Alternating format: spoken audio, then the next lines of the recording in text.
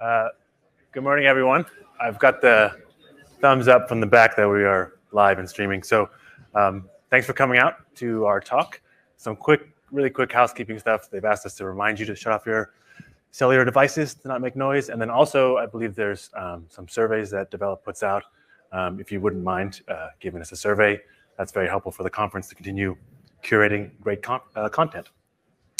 So yes, again, welcome to our talk about the challenges of creating a new IP. Thanks everyone for coming out on Thursday to check us out. We have a lot of people trickling in the back.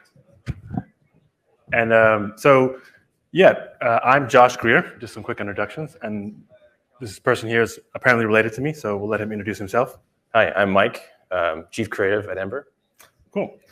And we thought it would be good to give you guys a quick background on who we are before we get started, because I think it adds a lot of context for the shape of what we've developed here. But we're relatively new to game development. I think some of you might know that we started in VFX and animation. When Mike and I started the company, we had our desires to make our own creative content from the beginning, but ultimately we had to pay the bills somehow. So we started doing a lot of VFX work for commercials and independent films. I'll just play our wheel real quick. And that work was really great. We ended up being able to eventually pitch campaigns directly to brands. We've got a couple of great projects off the ground. And we became known for creating really cute, adorable brand ambassadors. Not only cute. We have some. Yeah, we have some scary stuff. Very stylized, but also we always were kind of putting them in an environment that was very realistic lighting and rendering techniques. So that was kind of our niche that we carved out for ourselves. But the commercial work was great, a lot of fun. We learned a ton. But we always wanted to get back into making our own content, and that's where the idea for Cana spurred from. You might see probably the other thing that you recognize us for is the Majora's Mask short film that we made. You saw a couple clips from that, but maybe it's better for Cana. Yeah, so Cana was our debut title. We shipped in 2021, September. Feels like a lifetime ago. But if you're not familiar with the project, it's a story-driven action-adventure game. We got dubbed by the internet, like modernized PS2 games. I think they meant it as a compliment. We take it as a compliment.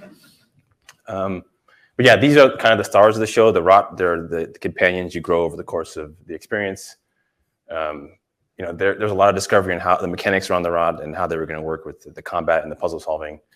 But it's a classic action adventure game, very heavy on story and narrative. It was our first title, but we're very proud of the work we accomplished. Yeah. So, I think hopefully you didn't expect us to give a silver bullet for how to create a new IP in this talk. If you were, I'm sorry to disappoint you early on, but get that out of the way. We really do look at this creative process as an evolving process, something that changes a lot. But we did learn a lot on Cana. And so we wanted to kind of talk you through some of our guiding principles that we kept coming back to, some things that we had kind of built into our culture and our DNA at the studio that really helped us through a lot of the challenges.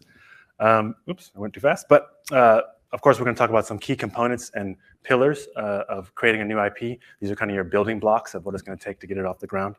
And we're going to look at the challenges, but also analyze them in a lens of what we discovered on Cana and how Cana really helped us kind of solidify these solutions. Moving on to the guiding principles. Yeah, these are sort of, like Josh mentioned, these are sort of things that kept bubbling up as practices that helped us get through roadblocks or find solutions to problems that we're having throughout development. And the first one is to let the world inspire you. We love to travel. We love traveling the world and exploring.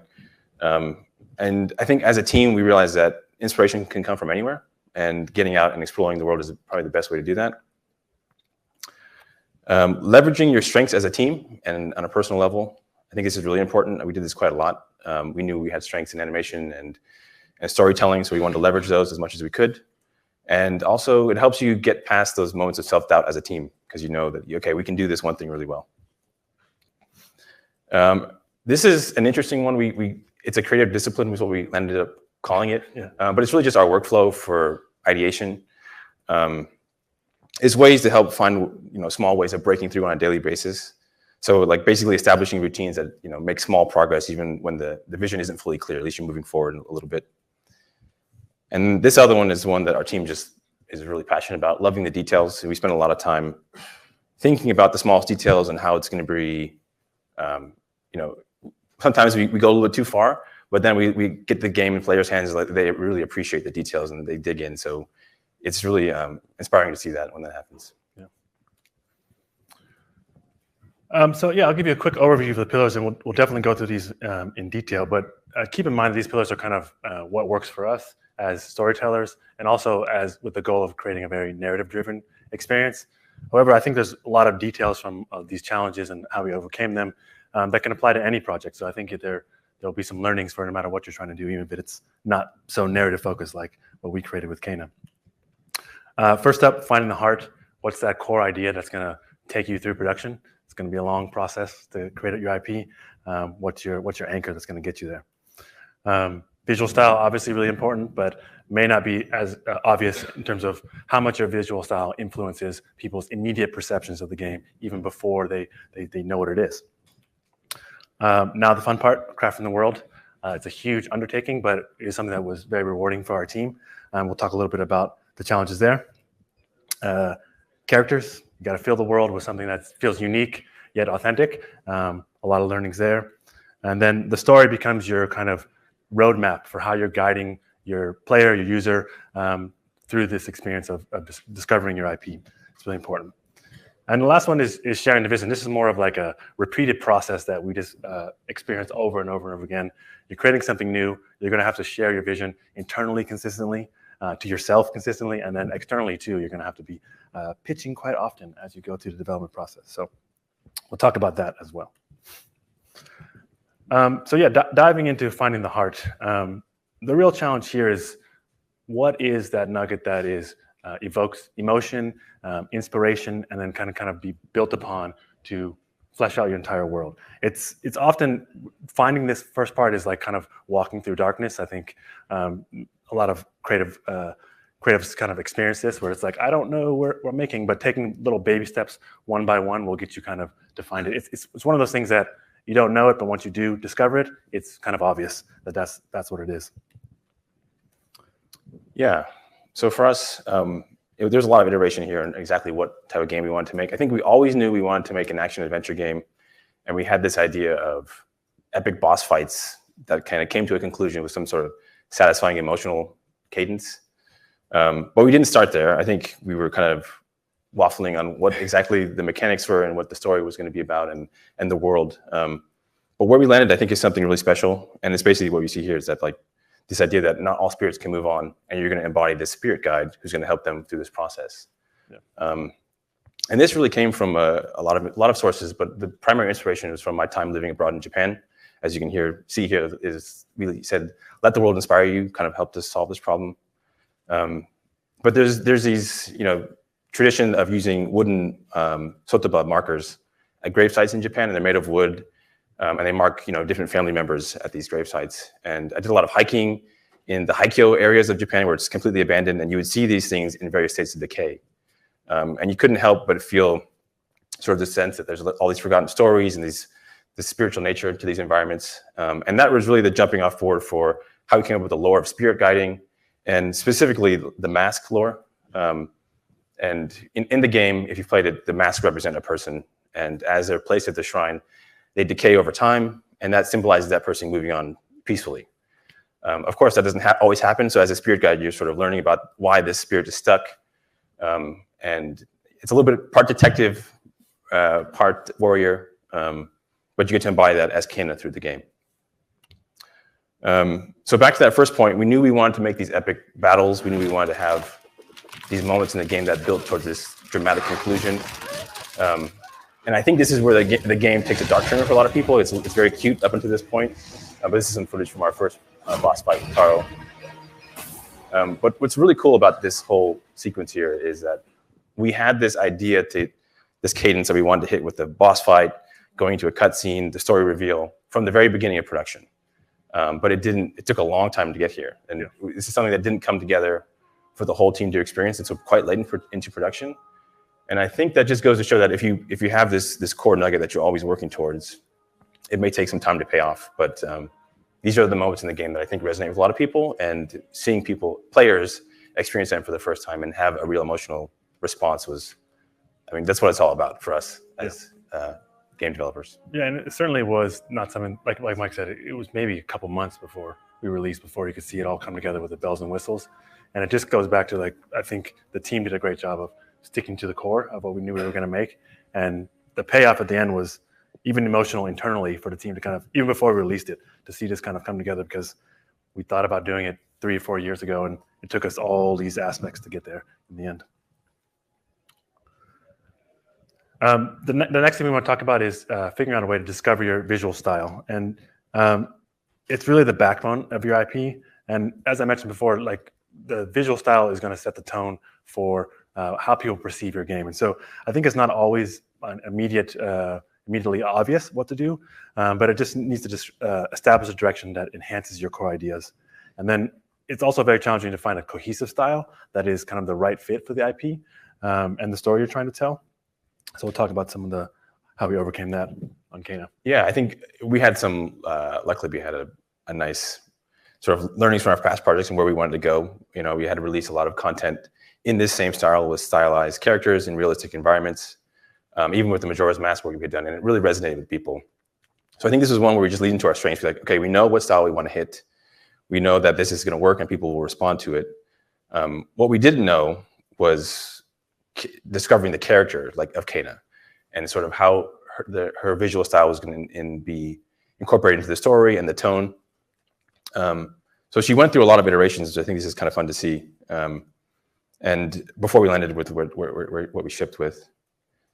But yeah, so that's part of the creative discipline. Just like, this was very early on in development. We didn't know what the game was quite yet. We didn't know the story, but we just kept pushing on the art side to sort of see if we can come up with a design that resonated with people as we were moving all different elements of production into a cohesive vision.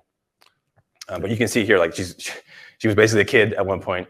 And then we even explored some designs where she had, you know, modern clothes. But we ended up, you know, you can see with the final design here. Yeah, I think, you know, this kind of process on Cana's character, what she looked like visually, is really indicative of the iterative process of all these things. I think, you know, we're kind of categorizing this under the visual style, but, you know, as we honed in on who Cana was, it really inspired how we would change the world. And then her gameplay would inspire her character design. It was really just an iterative process. And I think that's where these creative discipline moments really come into play, because you've got this routine that's pushing you forward step by step and allows you to be flexible and receiving of, you know, just changes and new things that come your way. That happens quite a lot. Yeah.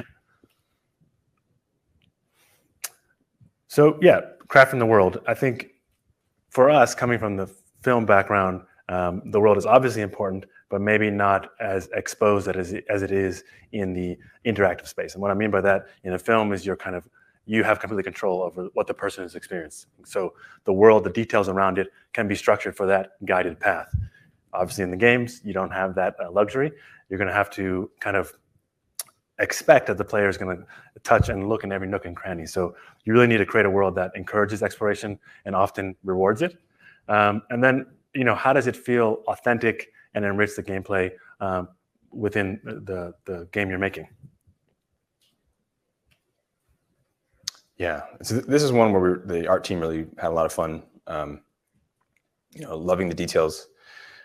We would set up cameras in the environment and dress as if it was like a film camera, and really hone in on all the different approachable angles that a player could approach the spaces from, and dial in points of interest and things that we wanted to make sure we're called attention to.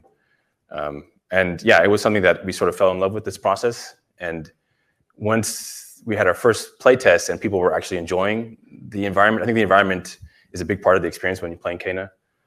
It was just like, okay, yeah, this is working. People are going to respond to this level of detail and this sort of love that we're putting into the spaces. But the other big thing that we did on top of that was we added points of interest markers for the rock characters. So we want to talk about small. These guys are like, unless the camera's right in their face, they're barely visible on screen when you're playing the game. But we thought that was it would be a missed opportunity. So we basically dressed the environment and then went on top of that and dressed point of interest markers for the rock to populate the space with. And this was another one where we're like, well, are people going to notice this? Are people going to appreciate all this work? But there's not anyone who plays the game and doesn't notice it. It was it had a really big impact on players. Just to see the team that you're building actually out in the world and populating and doing fun things. So these points of interest had control over like distance when they would pop in. They also had different animations that could trigger, and it was all custom and bespoke for where they're being placed in the environment. So a lot of manual work, but ultimately it ended up being one of the more fun aspects that the animators got to do. And it kind of enhanced all the effort and love that the environment artists were putting into the world. It was kind of like, okay, if you want to look at something really sweet, populate it with some ROT POIs, and the player will go over there and take a look at it. So I think it was a great collaboration between different departments, even though it was a big effort.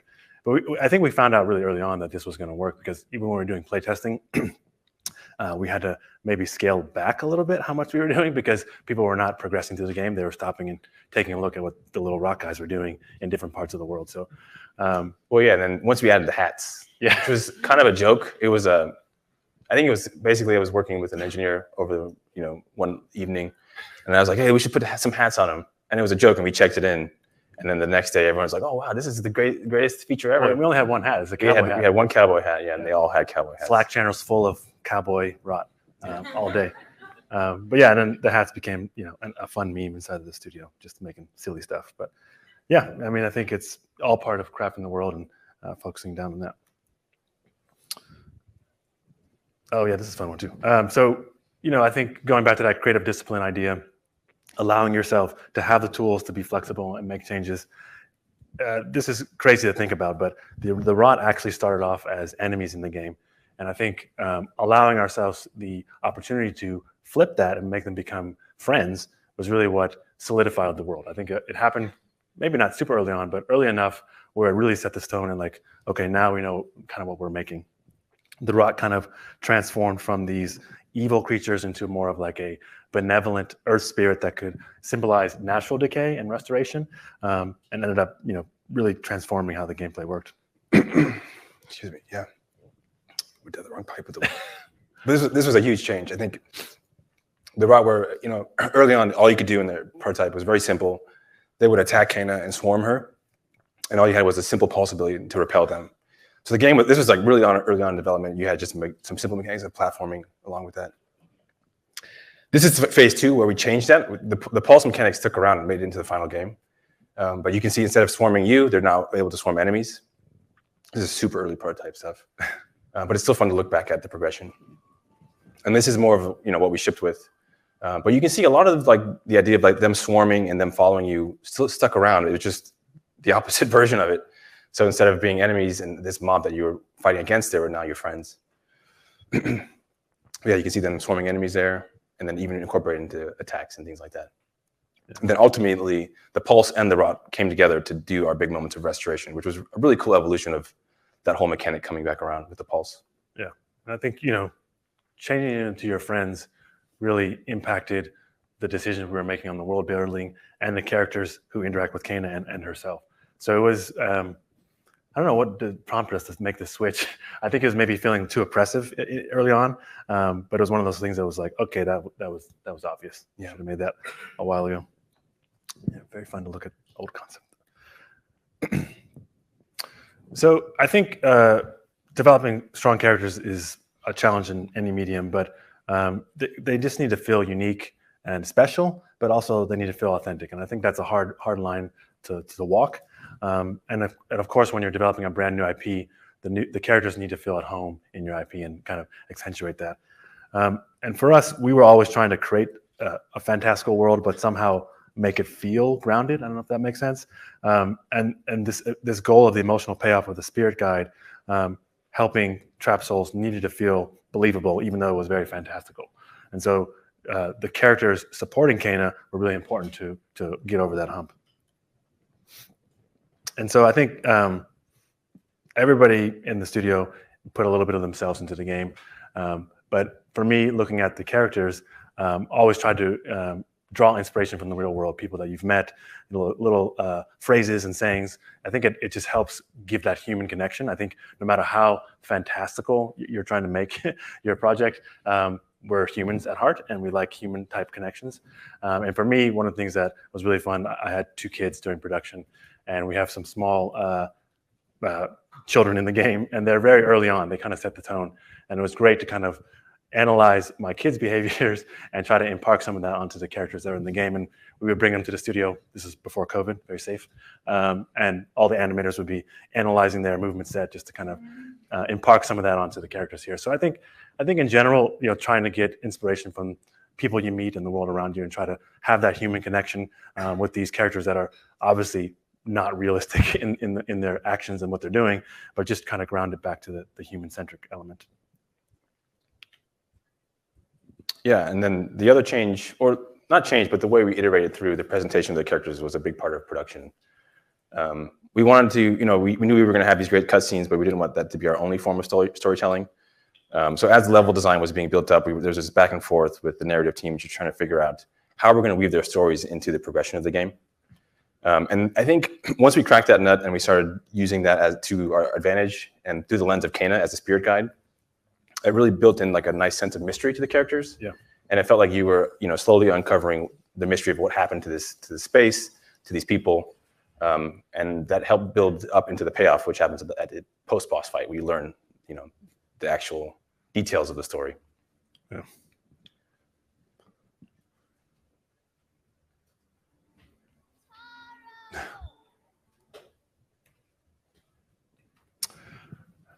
So yeah, moving on to the story, like I mentioned before, it's kind of your roadmap through the IP that you're going to be experiencing, and it's hard to tell a good story no matter what you're doing. But obviously, building a new IP, it comes with even more challenges. But it really has to bring the building blocks of everything you created together, and ultimately the most important thing is to tell a great story. But you do have to look at it from a lens of what's the best thing to introduce this world, and you have to take that in consideration because you're putting something brand new out there. And so people aren't familiar with the lore. How can we tell a story that's engaging, but also can kind of breadcrumb people through the new world that we're creating?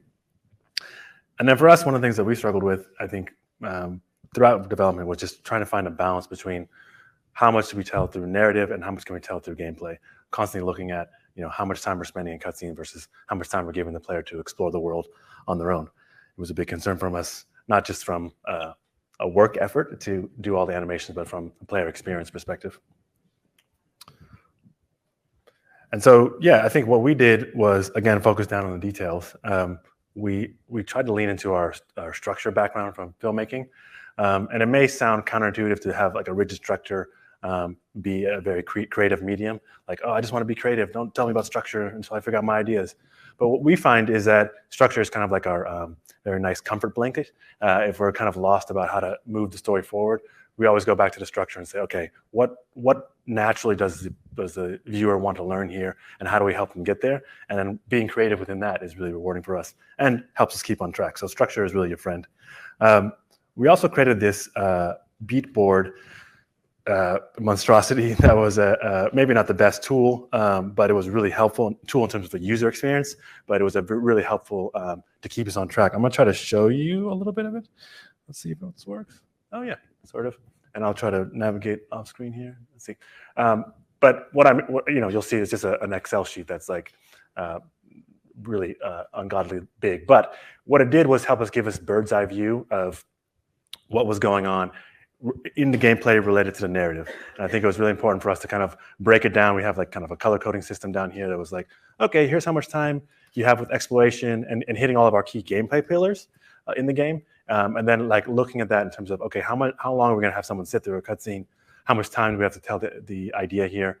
And it really let us kind of like, even for designers and even the engineers, it was like, okay, in World 0, what's the lore and key tone that we want to set? And then you can track that all the way through. So this was probably the most edited document on the project. I wish we had a better tool to do it, but ultimately it was really important for us to have that kind of bird's eye view and also to communicate that to the rest of the team, because we had an idea for what the story was going to go through, but then I had to go to the design team to say, okay, tell this story through gameplay and then hit this mark for this next cutscene coming up. So it's a back and forth, and I think that a document like this really helped us get it over the hump. Yeah, if anything, setting the tone for the team for something that doesn't exist yet, because a lot of the tone comes from the atmosphere and the music and things like that. So having a tool like that everyone could look at and kind of get a sense of where we're going and the overall pacing of the entire game at a bird's eye view was really powerful. Yeah. And we developed that sort of middle of production, Like, Yeah, probably a little We too wish late. we could have had it earlier, but it was really a really useful tool for everyone to have. Yeah, it tied in everything, even to combat, in terms of like, okay, we know we want to have a certain enemy cadence of new enemies, new fresh combat. Okay, how does that plug into the narrative that we're telling? And okay, we need new enemies right now, but we haven't introduced this concept in the story. It doesn't make sense to have them come in. So it really helped everyone kind of work together and keep the ship at least moving forward somewhat. Sometimes we went backwards, but it was really a very heavily coveted document. Yeah, and in that there were these beats, and it was probably, I don't know if you scrolled over to it, but basically key beats in the story that we knew we wanted to hit, key moments.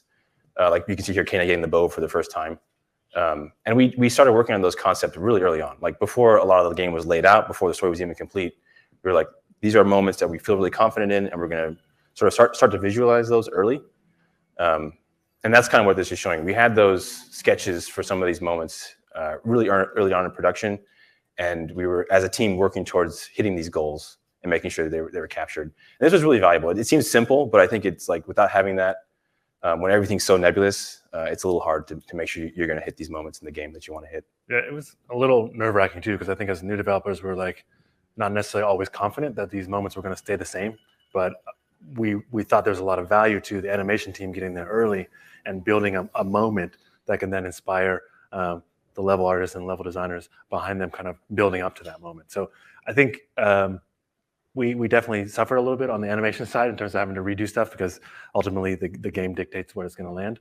But overall, the bet kind of paid off of just getting some tent poles that people can kind of look at visually a little bit more polished to really be inspiring for the work that they were doing to create the game. Yeah. Okay, so this is related to everyone's favorite process of pitching. But I think it's really important to not shy away from it. I think one of the things where we were surprised about, and maybe this is unfair, but our team had a pretty good shorthand internally. But as we started to grow and try to roll it out to the rest of the team, that shorthand did not translate very well. So a lot of times we would be working for a long time, and then even ourselves would be like, okay, what exactly are we making here? So you have to be prepared for that in sharing your vision. And then that's maybe the internal side, but then the external side, obviously there's, you think of pitching as early on in the project, but another thing that surprised us is that we felt like we were always pitching to our development partners, whether it be for making milestones and convincing them that we're going the right way, or getting into marketing events. We just had to pitch so many times. It was maybe an element of development that we underestimated in terms of how much time we had to spend on it. And then just thinking about getting into this idea of sharing the vision as a core pillar, I think is important, because if you're making something new, the reveal is pretty critical. You need to make sure that you land on your feet there and set the tone for the world you're creating. Yeah, so this is speaking more to the internal side of sharing the vision.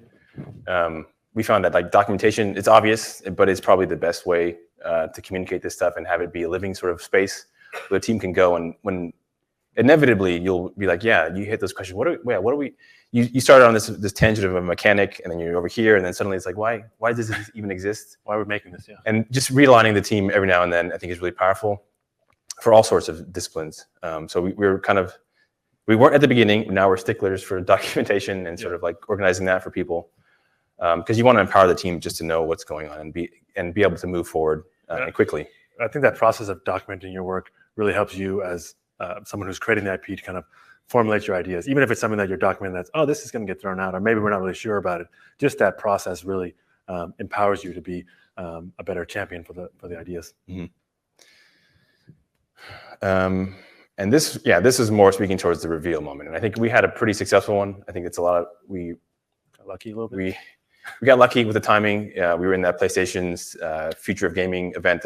They're showing the PS5 for the first time, and we were showing our game for the first time after many years of development.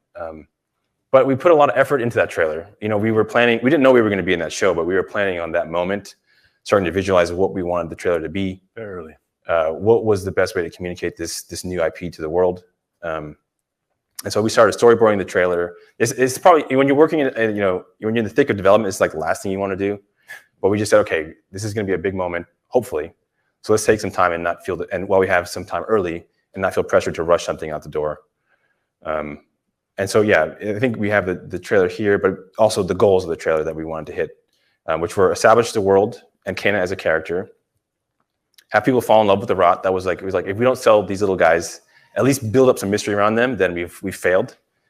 And then communicate the core idea that we started with, that not all spirits can move on, and there's this sort of supernatural, emotional, spiritual feel to the game on the whole level. Yeah, and I think, like Mike said, we started very early, and I think that early iteration really paid off because the work to get your IP out there is really challenging, and it's always going to take a lot more time than you thought. I think when we were making this trailer, yeah, it definitely impacted production, and I think that goes back to maybe a little bit of discipline of like setting goals long in advance and working toward them iteratively, because if we kind of rushed into it, we probably just wouldn't have made the show.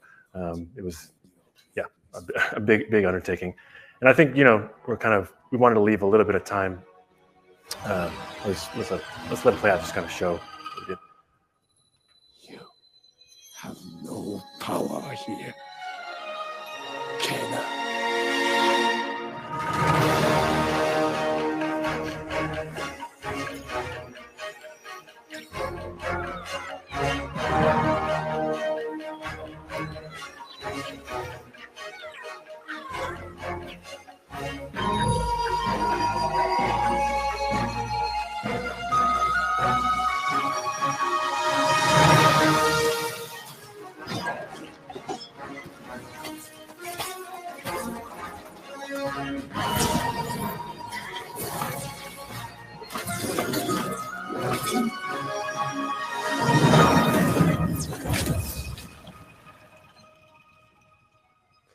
Yeah, it looks very polished there in the trailer, but if you move the camera 1 inch either way, it was a lot of smoke and mirrors. But I think that kind of idea goes to the kind of maybe one of the overarching themes here is that like this whole process is very iterative, and each of these key pillars is in our mind needs to build off of one another to be successful. I think when we went into this trailer, we were really, we put a lot of pressure on production because we were trying to focus on something that was very, commercial facing, but not necessarily building our normal pipelines. However, we did not have the dead zone clear when we started this trailer. We did not have all that tech, and it really pushed us forward to kind of discover what we were making, and then ultimately put a lot of pressure on the team afterwards because we had to deliver. But it really was kind of like, okay, now that we had a trailer, we had our guiding light for the whole project, and we kind of always went back to that. So yeah, it did a lot of great things in terms of setting the tone, even for the team, because like we hadn't brought anything together that polished up until this point, and it's just, I think that having those moments for the team are always big wins in our mind just to rally behind a moment, because yeah, you're working on something for so long and it doesn't look that great all the time. A lot of question marks on whether or not it's going to be good, but it's nice to have these wins. Yeah. All right. Well, we did want to leave some time for questions. I know we got a pretty full room here, but does anybody have any questions? Okay, sorry. I saw the gentleman here go up first. I'll try to repeat the question. I don't think we have a mic. You can talk to me. I'll repeat it. You talked about having a consistent vision internally and having documentation for that. Just wanted to ask you to elaborate a little bit on what that documentation consisted of. Yeah. So the question is like, what is the documentation that we used to have that consistent vision internally? I would say we're not the shining beacons of examples here, because I think we're working on a shorthand. But I'll tell you what happened with us, and maybe you can learn from some of this. It was a lot of floating Google Docs, which is not the best. I think Google Docs, are nice to be iterative. Oh, I feel like I got a blank page. I can just bang on some ideas, and then you send it to someone, and it's kind of in the ether. So what we had to do was come up with a way to have a structure of like Google Doc to ideate and collaborate. Okay, do you like this? Put it on Confluence and lock it in. I think people looked at Confluence as kind of like the Bible, and for better or worse, that was what was approved at that time and what everyone had agreed on. But I think that was the missing step. We had like a lot of great discussions, jamming out a Google Doc. You read that, and then 2 weeks later, somebody from engineering is like, "What's the spec? What are we doing here?" And it's like, "Oh, it's the Google Doc. Haven't you seen the Google Doc?" No. So I think that worked for us, where we had like a scratch pad, but it didn't really exist until it went into Confluence and made it kind of canon. and growth. So yeah, in terms of the content that was on there, it depended on the phase of production. In the early days, it was mostly just story and concept and sort of like the tone of the vision. But then eventually it got mapped out to like individual levels, what's going to happen. That beat Excel sheet got translated into that. Yep. And all of it lives on Confluence. And I think we kind of got over the fear of like, oh, if it's on Confluence, the entire team's going to see it, and then it's going to be locked in, and we can never change it. But that went away pretty quickly, and we're like, yeah, this is always going to be changing. Yeah. And we just send out notes to everyone when something big and important gets updated on Confluence now, so that you can, because it might be getting updated a lot. And at least you know, like, okay, the story has changed. This whole area of the game is now different. Okay, let's make sure everyone knows about that now. Yeah. Here in the pink. Hi, thank you very much. That was a really interesting talk. My studio, we're basically in a situation where we have to pitch publishers even to get a project off the ground. Yeah. And in at least recently, a lot of the talks we've done about that, we're getting the impression that a lot of publishers don't even want to take the risk on a new IP when there are so many things out there that have an established audience that will do well. Yeah. Obviously, we know that that's not true. It would be interesting to hear if you have any thoughts on that direction and also how to get around that. Yeah. I think we ran into that too, when we were pitching, and I would say we had a pretty polished pitch in terms of like the visuals. I think it's a matter of, the question is, no one wants to take a risk on a new IP. How do you get that information out there? How do you break through that with pitching to publishers? I think what you have to do your best to is maybe breadcrumb the IP idea and focus on the core mechanics of the game. Because I think that's what I found publishers were like, they can understand like, okay, this aspect of the game is going to be fun because of X, and let me show you that. And then I'm going to wrap it in this really cool new IP, and it feels a little bit less of like, maybe you're backdooring into like, hey, we're not really doing anything out of. We have some chops to back up this high risk proposition that we're doing, because I think it's kind of, as a consumer, you want to see new stuff, but if you look at it from their lens, it's like, okay, how is this bankable? It's a tough position to be in as an artist, but I think putting forward like some tent poles that are established in your pitch, and then wrapping that into the new creative ideas and framing the new creative ideas in reference to something that's more established, can kind of help. I don't know. Yeah, I mean, it's really tough. I mean, what Josh said is pretty good advice. I mean, we didn't, when we were pitching, we didn't talk too much about the lore and the world. Yeah. A lot of it didn't exist, to be honest. Like we had rough ideas. What we did focus on the rot, and like everyone responded to that. So okay, people like this. Let's put this forward. Let's make sure that they come. If there's one thing they come away with, it's like, okay, they have these little cute companions, and they're a part of the gameplay. Well, what exactly is it? Well, we don't know yet, but we like this. We like this, and let's see where it goes. Yeah. I think that's really powerful, because trying to sell them on like the grand vision for like the characters in the story when you're so early on, it maybe isn't the most important thing. I think publishers tend to like a mechanic that they can like simply wrap their head around it and pitch it to other people with inside their bigger team. Yeah, but it's tough. Yeah, it's a hard nut to crack for sure. Sorry, I'm gonna miss some people. Go ahead. Wait for the mic. Wait for the mic, we say.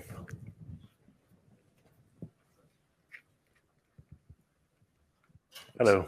Hey, so you obviously come from like a VFX animation background. That was where your strengths, visually it was absolutely stunning. With this being your first game, were there any sort of gamified challenges or problems you didn't sort of foresee up front? Like, what were the biggest sort of challenges or pitfalls or hurdles that you were like, oh, this is something new that we have to deal with? Yeah, everything. Yeah. No, I think you have a good example with just the camera stuff. Which one?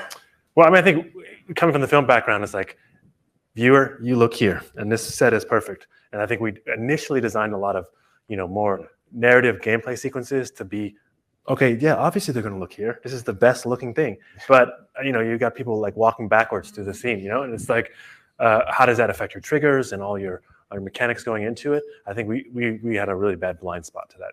Even with and I think that blind spot translated into the aspirations of the more experienced game designers that we had on the team, where it was like, we want to create this very narrative-driven experience. And I think it's just, the solution is, I don't know what the solution is. The solution is like plan for the worst and hope for the best, I guess. Yeah, and I think, there were a lot of mechanics and like, especially with the combat, it went through a lot of different iterations. And And I think we just underestimated the complexity of adding new mechanics early on, and just like how connected everything is. I mean, it's obvious, we all know this, but we all fall into the trap, it seems, of adding mechanics that don't really serve a bigger vision, or like waffling.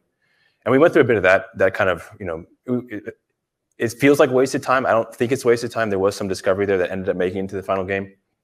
I'll give you an example. Like we had a lot of mechanics around how you were going to manipulate and control the rot, the little guys. And we went through a ton of different iterations on that. And we learned some things from them, mostly visual, like visuals stuck around. But we ended up making that, we wanted that to be very easy in the final version. So like when that little icon comes up, that's like the rot, go attack the enemy, it comes up, you press square, they fly out, do their thing. And it was like, well, it can't be that simple.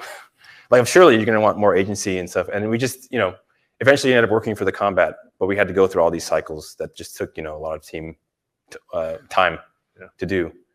But yeah, game development in terms of like, animation was also a learning. The animation team had to learn the cadence and the rhythm of combat, and, see how snappy things had to be. That was a huge learning that, came in pretty quick, but it was something that we didn't start out with. Like, a lot of stuff felt pretty floaty and sort of not as precise as it needed to be out of the gate. Okay, so yes. We are, yeah. It's okay. We are over time, I think. I don't think we are. We're good? We'll stay till they kick us out. Go. Okay. Thanks for the talk. Really good. I was wondering, did the idea for the IP or the idea of making a video game sort of come first? And why do you think it was the right medium to tell the story as well? What, to tell this story in? You said, yeah. Okay, so I think the idea to make the game came first. I think, we had kind of built up a studio of filmmakers and artists, but we were all game developers, game players and gamers at heart. Mike and I spent a lot of time growing up playing games, and so it felt like the obvious next step. Certainly getting some access to the tools in Unreal kind of opened our more artist-centric team's eyes to being able to do this. And then why is this IP? I think the element of spirit guiding, I think you can live that best in interactive medium. I think this kind of half detective, half spiritual guide, half like warrior, therapist. Yeah, therapist. I think it was just really rewarding in the gameplay to kind of discover a little bit about the characters, and then have an epic boss battle, and then have that reveal in the spirit dive at the end. I think that it added to the emotional weight. I think we maybe got some free emotional points because you had experienced it as a player, versus if we were just telling in a more linear fashion. Yeah, everything had to hit really well. And I think the connection that people have with the rot characters, is, I mean, it would have been strong if it was animated because they're cute, but being able to grow them and have agency over that, to grow up the group, and then be able to like tell them to do things with you, and that sense of teamwork, I think you wouldn't get without having played, experienced it. Yeah. And I think, overcoming challenges is a big theme of the game. And we have some pretty challenging boss fights, for better or for worse. I think it hit people, maybe rubbed some people the wrong way, how difficult the game came at them in some areas. But I think going through that, experiencing that as a player, makes that reward all the sweeter. You can make something cool, like a cool action sequence, but the protagonist is eventually going to win. Yeah. But I think that being something that the player overcomes adds to that progression, that feeling of satisfaction. But yeah, it was definitely, we knew that we wanted to make a game. We didn't start off with a film script. Yeah. Okay, there in the back. Yes. Oh, right.